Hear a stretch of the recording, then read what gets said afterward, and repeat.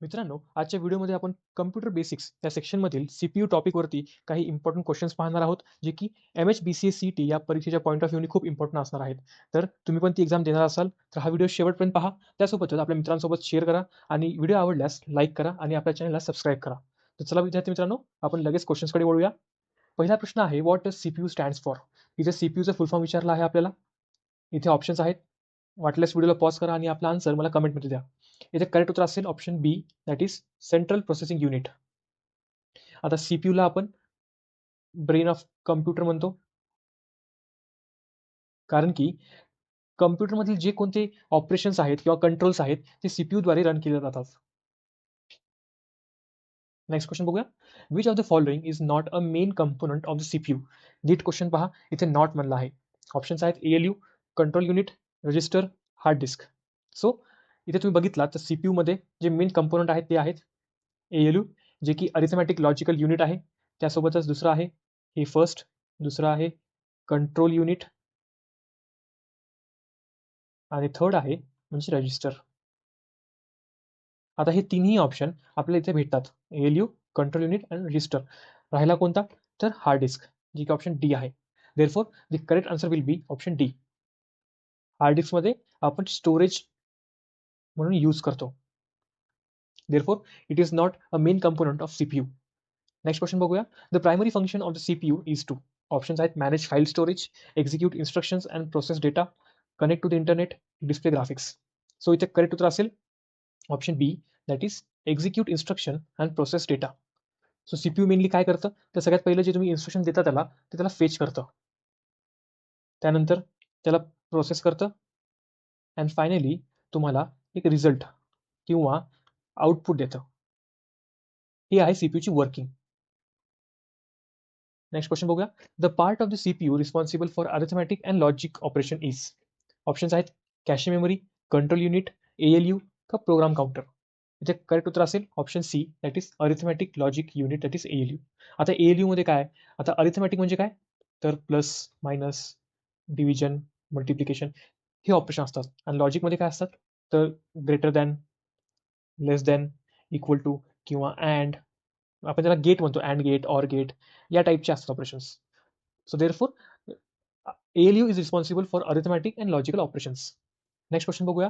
Which register stores the address of the next instruction to be executed. Options आहेत instruction register, option B program accumulator का memory address register.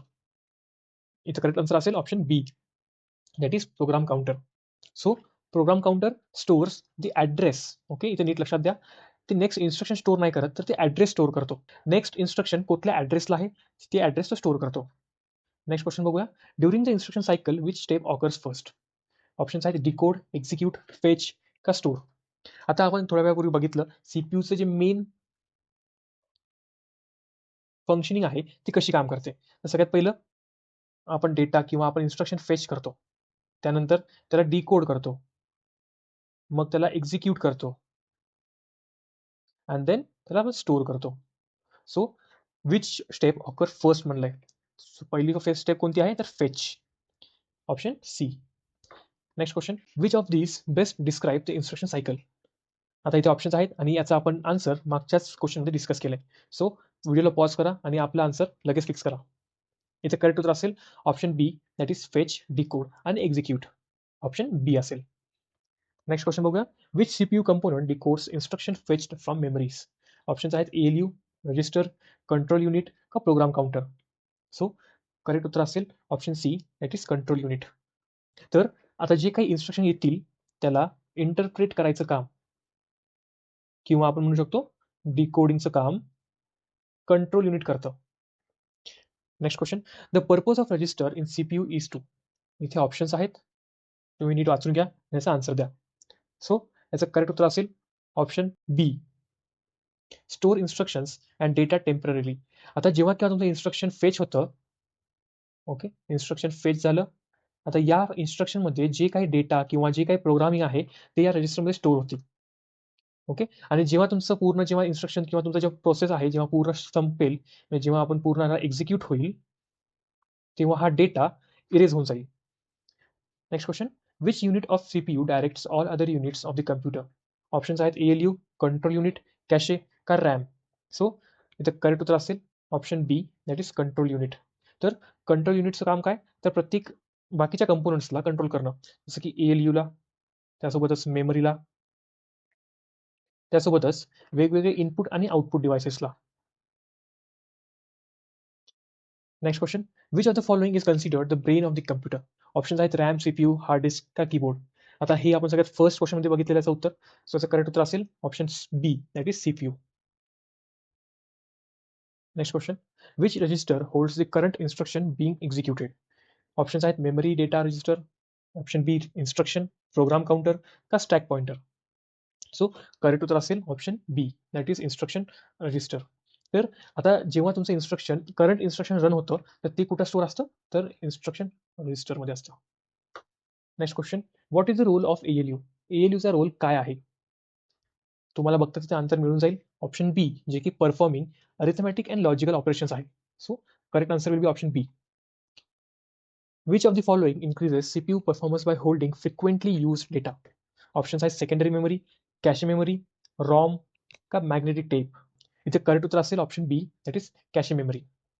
आता तुम्ही बरेच वेळेस एक गोष्टी एक्सपिरियन्स केली असेल, तुम्ही कोणता ॲप किंवा तुम्ही कोणता सॉफ्टवेअर यूज कराल तेव्हा त्या सॉफ्टवेअरची जी मेमरी असते ती एका जागी स्टोअर असते फॉर सम टाईम. ओके, आता फॉर एक्झाम्पल आपण एक समज काही ॲप ओपन केलं, त्याची एक मेमरी किंवा डेटा एका जागी स्टोअर असतो, ज्याला आपण कॅशे म्हणतो.